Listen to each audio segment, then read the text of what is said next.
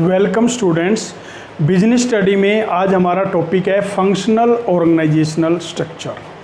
अब देखिए, जो फंक्शनल ऑर्गेनाइजेशन स्ट्रक्चर क्या है कि फंक्शंस के आधार पे जो हमने ऑर्गेनाइजेशन का स्ट्रक्चर तैयार किया है, तो it refer to the division of whole enterprise according to the major activity to be perform by it. यानी पूरे एंटरप्राइज का इस प्रकार से डिवीजन किया गया है कि उनकी एक्टिविटी के अकॉर्डिंग जो भी उनकी एक्टिविटी है, जैसे परचेज डिपार्टमेंट की एक्टिविटी है, प्रोडक्शन डिपार्टमेंट की एक्टिविटी है, मार्केटिंग डिपार्टमेंट, तो जो भी उनकी एक्टिविटीज है उनके अकॉर्डिंग उनके जो फंक्शंस हैं, उनके जो वर्क हैं वो परफॉर्म किए जाते हैं। तो डिविजनल और ये फंक्शनल ऑर्गेनाइजेशनल स्ट्रक्चर में क्या हुआ कि जो हमारा पूरा एंटरप्राइज है उनको उनकी एक्टिविटी के अकॉर्डिंग जो जिस प्रकार का काम कर रहा है, जैसे परचेज से रिलेटेड जो वर्क है उसके लिए परचेज डिपार्टमेंट बना दिया, सेल से रिलेटेड है मार्केटिंग डिपार्टमेंट बना दिया, फाइनेंस से रिलेटेड है फाइनेंस डिपार्टमेंट। तो अलग अलग जो मेजर पार्ट हैं उनमें उनको डिवाइड कर दिया और वो जो मेजर पार्ट हैं वो अपनी एक्टिविटी को परफॉर्म करते हैं। तो इसमें क्या है, शेयर होल्डर्स कंपनी के मालिक होते हैं, इनके नीचे बोर्ड ऑफ डायरेक्टर के नीचे जर्नल मैनेजर। अब जो जर्नल मैनेजर हैं उसके नीचे हमने 4 डिपार्टमेंट बना दिए। प्रोडक्शन डिपार्टमेंट, अब देखिए प्रोडक्शन डिपार्टमेंट का काम क्या रहेगा। प्रोडक्शन डिपार्टमेंट का वर्क रहेगा कि जो भी गुड्स हैं उनको प्रोड्यूस करना। मार्केटिंग डिपार्टमेंट का काम क्या रहेगा, जो गुड्स प्रोड्यूस किया गया है उनको सेल्स डिपार्टमेंट के थ्रू सेल्स करना। एडवर्टाइजमेंट डिपार्टमेंट के थ्रू उन प्रोडक्ट के बारे में एडवर्टाइजमेंट करवाना।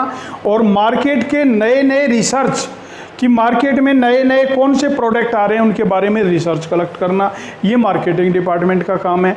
फाइनेंस डिपार्टमेंट का काम क्या है, अगर बिजनेस में ऑर्गेनाइजेशन में फाइनेंस की रिक्वायरमेंट है तो फाइनेंस किस प्रकार से अरेंज किया जाएगा, शेयर इशू करके, डिवेंचर्स इशू करके या लोन लेकर। ठीक है।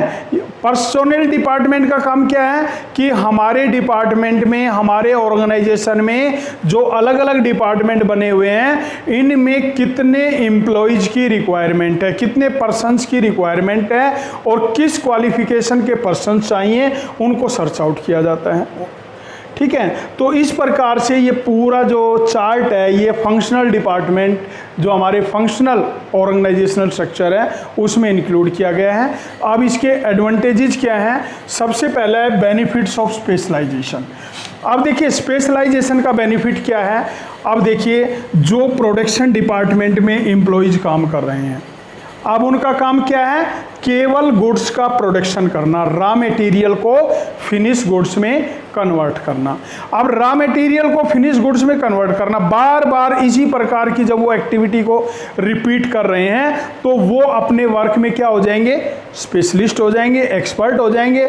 उन्हें किसी प्रकार की कोई ट्रेनिंग की रिक्वायरमेंट नहीं होगी, वेस्टेज ऑफ टाइम भी नहीं होगा, वेस्टेज ऑफ मटेरियल भी नहीं होगा। तो ये बेनिफिट, सबसे पहला बेनिफिट ऑफ स्पेशलाइजेशन है, वो अलग अलग जो डिपार्टमेंट बना दिए गए और जो भी हमारे एम्प्लॉयज़ है केवल उसी काम को बार बार कर रहे हैं तो वो उसके स्पेशलिस्ट बन जाते हैं। Coordination is establish. अब देखिए जो भी एम्प्लॉयज़ हैं, प्रोडक्शन डिपार्टमेंट है, मार्केटिंग डिपार्टमेंट है, फाइनेंस डिपार्टमेंट है, पर्सोनल डिपार्टमेंट है, इनके जो एम्प्लॉयज़ हैं अपने ही डिपार्टमेंट में काम कर रहे हैं वो। ठीक है। और अपने ही डिपार्टमेंट में जब बार बार उसी प्रकार का काम कर रहे हैं तो वो उसके स्पेशलिस्ट हो गए। स्पेशलिस्ट हो गए तो कि मतलब क्या है, अब उनको किसी प्रकार की ट्रेनिंग की रिक्वायरमेंट नहीं है। और जो उनके एम्प्लॉयज़ हैं, जैसे मार्केटिंग डिपार्टमेंट के जितने भी एम्प्लॉयज़ हैं, अब उनमें एक कोऑर्डिनेशन क्रिएट हो जाता है, एक अच्छे रिलेशन क्रिएट हो जाते हैं और वो कोऑर्डिनेशन वे में उस काम को एस्टेब्लिश करते हैं। Managerial efficiency increase. अब देखिए मैनेजरियल एफिशिएंसी, जब बार बार हम उसी काम को करेंगे तो हमारी एफिशिएंसी क्या होगी, इंक्रीज हो जाएगी। हम एक्सपर्ट हो गए, हमारी एफिशिएंसी इंक्रीज हो जाएगी। तो इस प्रकार का जो फंक्शनल ऑर्गेनाइजेशन स्ट्रक्चर है उससे एम्प्लॉयज़ की जो मैनेजरियल एफिशिएंसी है वो क्या होती है, इंक्रीज होती है। Eliminate duplication of efforts. अब देखिए जो वर्क डुप्लीकेशन है, अगर एक एम्प्लॉइज अलग अलग डिपार्टमेंट में काम करता है ना तो वहाँ डुप्लीकेशन पॉसिबल हो सकता है, लेकिन सेम डिपार्टमेंट में जब वो एक ही प्रकार का काम कर रहा है तो वहाँ डुप्लीकेशन की कोई पॉसिबिलिटी नहीं रहती। तो जो डुप्लीकेशन ऑफ एफर्ट्स हैं वो क्या होते हैं, एलिमिनेट हो जाते हैं।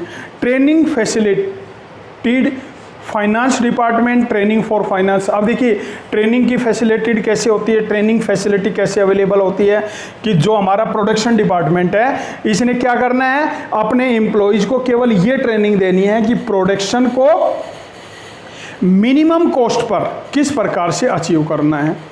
मार्केटिंग डिपार्टमेंट ने अपने एम्प्लॉयज को क्या ट्रेनिंग देनी है कि हमें मार्केट को किस प्रकार से कैप्चर करना है, मार्केट में कस्टमर को ज़्यादा से ज़्यादा किस प्रकार से अपनी ओर बिजनेस की ओर लाना है जिससे कि हम अपने बिजनेस को आगे बढ़ा सकें।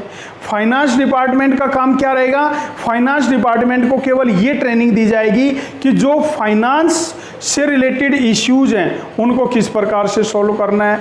और पर्सोनल डिपार्टमेंट के एम्प्लॉइज जो हैं वो केवल ये ट्रेनिंग में होंगे कि हमें जो नए एम्प्लॉइज की, नए पर्सन्स का जो सर्च आउट करना है वो किस प्रकार से करना है। इसलिए ट्रेनिंग में जो फैसिलिटी है वो बनी रहती है।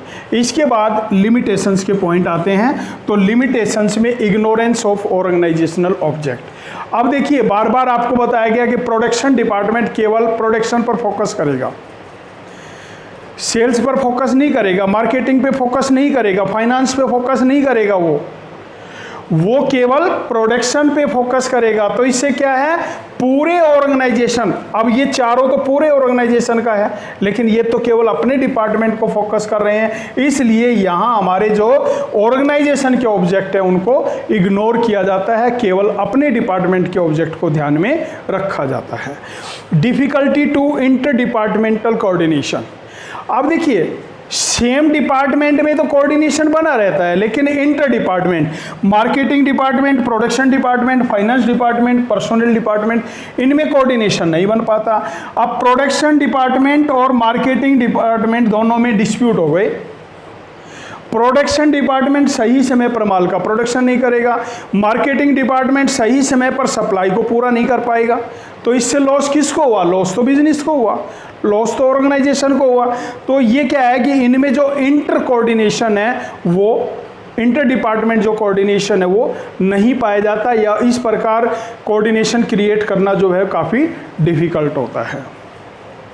Conflict of interest.